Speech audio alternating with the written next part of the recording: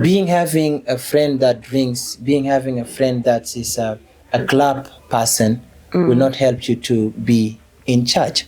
Maybe it's lack of support, maybe trauma of the past, maybe because they grew up in the wrong community or the wrong circle. Yeah. One of the things that I would say to you is that your life is there for a purpose. You have to get your purpose, as even as you have to make sure that by all means, you know, I want to tell you as a young person that church is not a perfect place as well. In fact, as it is, it's not bad. But the way you use it is wrong. And we have some different big preachers online. You can just write their name on YouTube, write their name on TikTok, write their name on whatever medium that you're using. You will get that. You know, one of the challenges that I've found, especially as a young person growing in faith, is that it's not everybody will have the good perception of you. True. And some people thinking that, you know, being in ministry is because you have no choice. And some people, like, for example, let me just say that way, they say that it's only the last choice. You can't be this, you can't be this. When they see you being in church, they just thought maybe you fail in life and maybe no option work. But I remember there was a time we've been preaching somewhere, and then one person was too annoyed, young man, okay? And he was saying that, you know, Jesus loved me. Jesus, why are you guys saying Jesus loved me? Am I a girl? So they only take it that when you tell somebody that somebody love you, then that particular person must be a girl. In fact, things that I do is I speak about love. Most of the time I speak about love. And you know, you always become vulnerable when you speak about love. Yeah, true. Because our community, especially the young people who are growing now, they get into this mood of being roughed. When they see you are too smooth, you are too calm, they say, no, something is wrong with this. So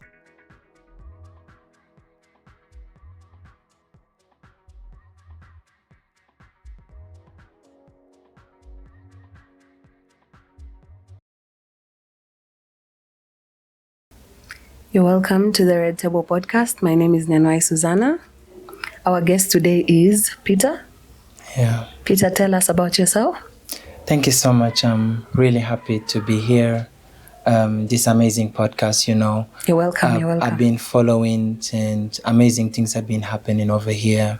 We have from different views of life, people are speaking about the experience to do as entrepreneurs, businessmen, politicians, and also I served some ministers of gospel as well. So I'm Minister Peter Kuel, and I'm a South Sudanese exactly. Definitely. That is good. That is good. Man of God, when did you start this journey? I started the journey of faith around 2011. I was 13 years of age, and I've been working with the Lord for almost 16 years now. And it's such an amazing. I started following Jesus and giving my life to Jesus in Malakal. And then after the civil war that happens, I made it back to Sudan. Okay, what challenges did you face while growing up in South Sudan, and how did they shape your faith? You know, one of the challenges that I've found, especially as a young person growing in faith, is that it's not everybody will have the good perception of you. True.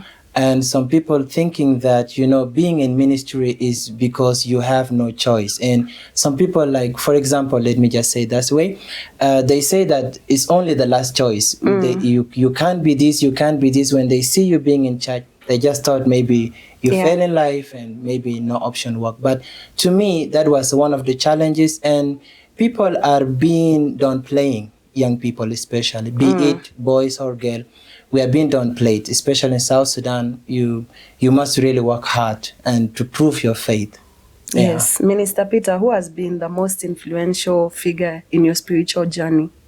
And I have a lot of them, but I'll just mention 2 or 3. Okay. And, you know, being in the time of technology is really good. And those times, one of my best pastors, those times in my beginning of faith, is Pastor Ben Hinn. And I like the demonstrations of God power, you know, through him. We saw him wearing white suit and, you know, people are fallen. And also Pastor Chris, one of the amazing videos that I still remember that motivate my beginning of faith is that the video that is viral everywhere that you are blessed in your family, you are blessed in your coming in and in going out. And it was like the anthems, So they were my pastors. By now, I managed to also get into some of them, but they've been really, really, very supportive.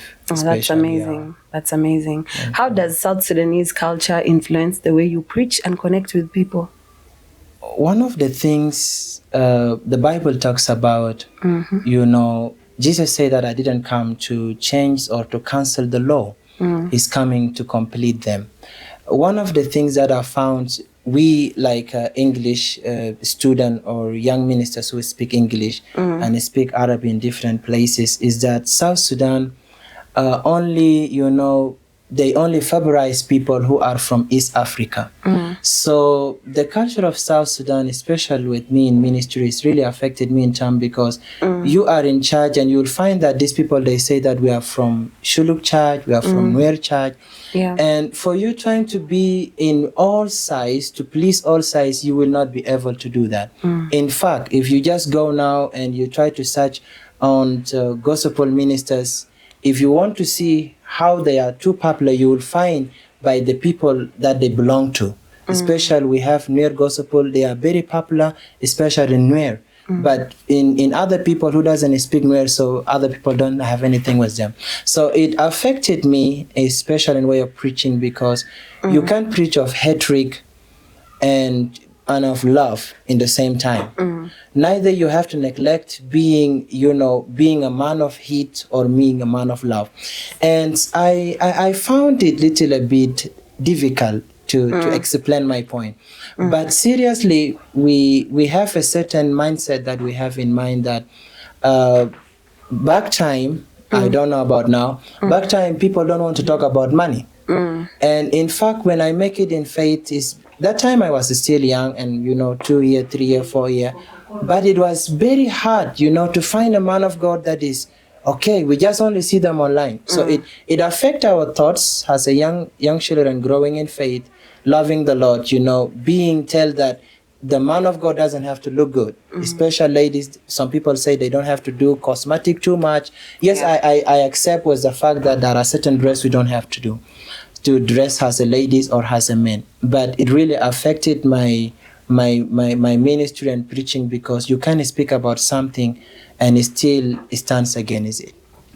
Okay, so what role do young pastors like yourself play in healing communities affected by conflicts and displacement? Two things that I do is I speak about love. Most of the time I speak about love.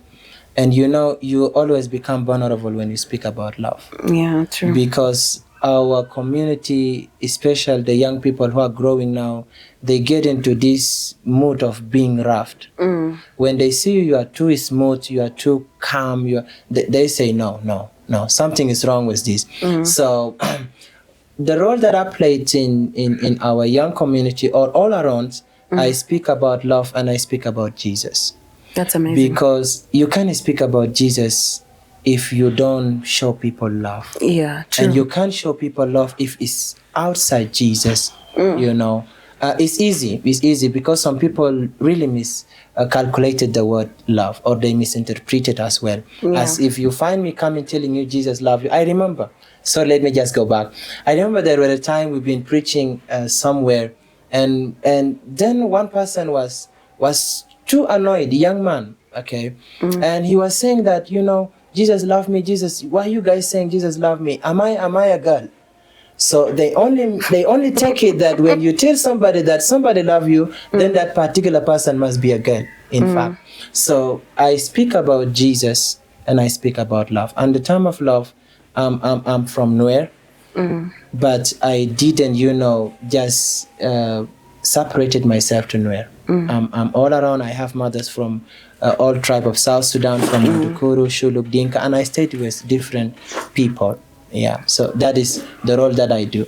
That's amazing. That's really nice. Welcome. Many young people struggle with faith in today's digital age.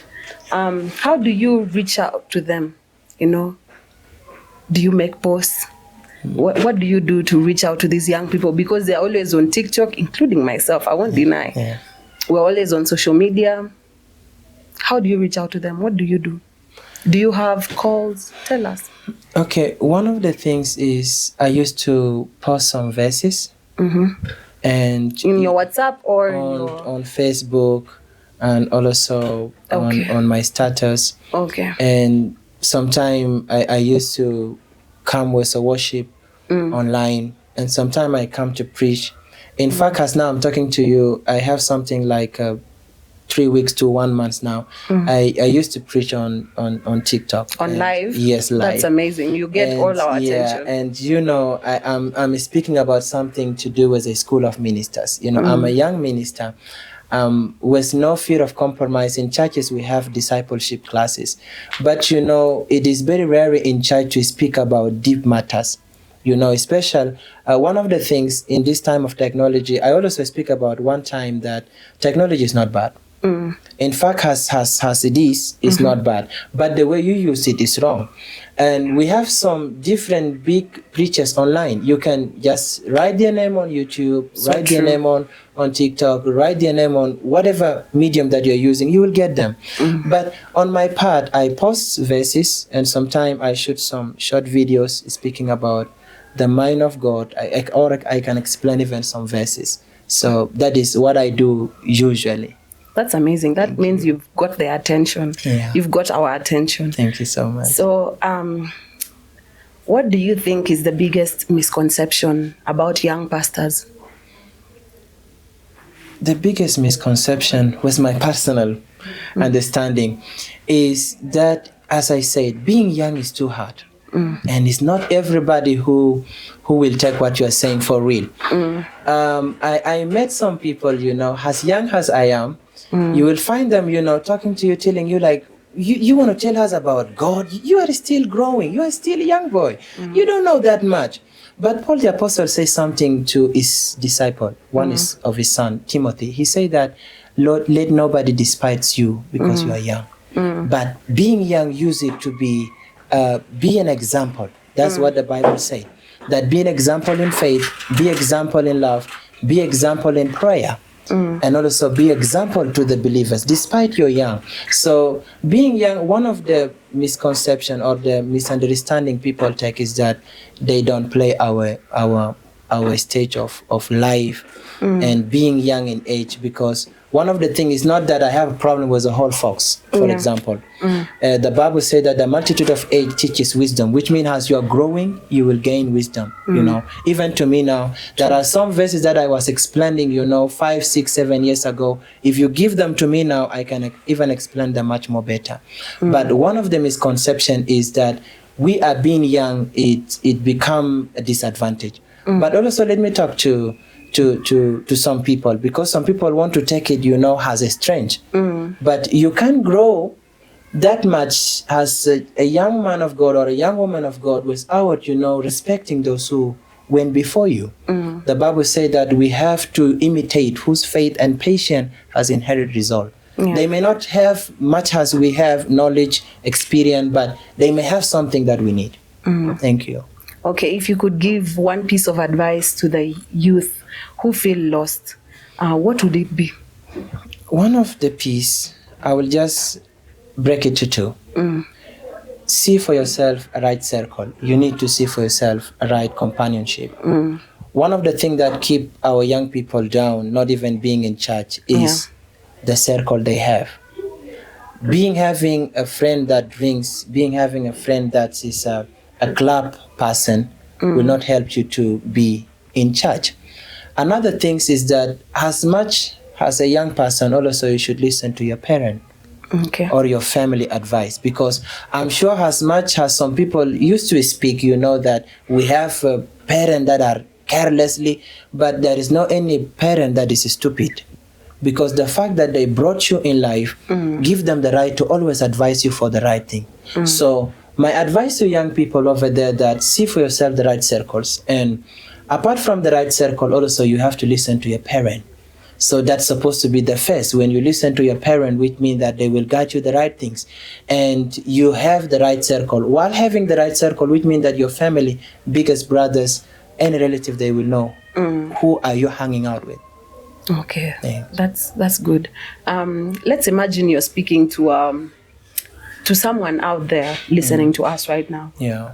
who feels hopeless, you know, lost direction completely. They don't know what is next in their life. What would you say directly to them? One of the things that I can say to them, to everybody maybe watching me, young person, you feel like life just dropped you into some places. There are different reasons that cause people to feel like everything is gone. Maybe it's lack of support, maybe trauma of the past, maybe because they grew up in the wrong community or the wrong circle. Yeah. One of the things that I would say to you is that your life is there for a purpose. You have to get your purpose, Yeah. as even as you have to make sure that by all means, you know, I want to tell you as a young person that church is not a perfect place as well. You will always find few things in the church that are even harder than the things that are outside. But one of the things that by all means you have to make sure that you are in church. And being in church, it will help you, you know, to be exposed to some truth of life. And the things is you have to follow God, love Him, you have to give your life to Jesus, no matter what it takes. Because at the end, that is all that matters. You know, the Bible said, what will a man gain if he have the whole world, or if he win the whole world and he lost his soul? So that is what I can say to everybody maybe listening to me, big or young. Minister Peter, Thanks. can you share a short scripture that has helped you go through very tough times, very difficult times? You know, I have one of my anchored verses of my life. In the book of Psalm 37, verse 23, it speaks about the steps of the good man are ordered by the Lord. But the Bible verse never stopped there. It even go furthermore, that and God Himself delighted in the path of that person. I found myself in a certain stages of time. I'm not perfect. I found myself in a certain No one is time. perfect. I found myself in a certain time that I was having no support, no mom close, no father close. And it pains me, you know, growing in church and seeing other people making it in life, and it looked like you was left behind. But that verse kept encouraging me that the steps of the good man, which means that as long as God will order my steps, I have to make sure that I please He that ordered my steps. Yes. This is really one of my anchored verses that it really empowered me, it's really strengthened me. Even when I fail, I just know that the fail is not from God. It's just maybe my lack of experience, maybe lack of ability to process whatever need to be processed right. But that is one of my verses, like the steps of the good man are ordered by the Lord. So if you are not a pastor, what other path would you have taken? That would be a hard question to answer now. If it was a couple of years ago, when I was new in faith, I may have some different choices. But okay, let me be frank. You know, I'm going to just define this part. Some people in church, you know, act like they are good in everything. In fact, if you get a pastor of a church, I'm going to tell you what I will choose if I'm not a pastor. Okay. You know, they act like they have no flaws. They act like they have no weakness. In fact, it is rare people, even some pastors that we have in South Sudan, that can use themselves as a reflection of what they are speaking about. Okay. Paul the Apostle was one of the greatest example in the Bible. He was a killer. He was a murderer. He been killing the apostle, which was serving Jesus. But at the end, he make it in faith and he used his life as an example. So if apart from being a pastor, being a preacher, I would decide, you know, to be, I would decide to be a poetry or person who write poets, because That's amazing. I like it when we've been growing, you know, hearing all these kind of things. I will not decide to say that I will be a singer, because being a secular music, we see the thing that happen in the world. But I could be a poet writer that will speak about three things: about peace, about harmony, and about, you know, equality, especially for the thing that are happening in South Sudan. And especially I'm doing that in other part with the word of God as well, but I could have choose that. Okay. Thank you. So, how do you see your role evolving as you grow older in this ministry? My role is to leave a good legacy. That's amazing. And good legacy come with penalties, you know. As much as you are growing, there are times that True. you will exceed your mistakes, and there are times you will correct them. There are mistakes that are uncorrected. You will just need to bypass them. But my role as I'm growing in faith is to leave a legacy that God can use any man, despite whoever they are, despite their age. As I've told you, I made it in ministry around 13 years. Merely like everybody was saying, okay, just give this young boy 2-3 years. They wouldn't stay, you know, the temptation, the travels, you know. Yeah. But Since that you were is, young, yeah, you started that young. is my as I'm growing in faith, as I'm growing in the Lord, and I'm believing the Lord will give me more strength as I'm growing as well, is to leave a good legacy, that God is a good God. And You've He can spoken use about anyone. legacy. Yeah. You've spoken about legacy. Tell me, what legacy do you hope to leave behind? The legacy that I wanted to leave behind is that I was a child of God, and it's very hard. I'm coming to that. Okay. I'm There's a no child problem. of I'm a child of God that believe God even when everything fails.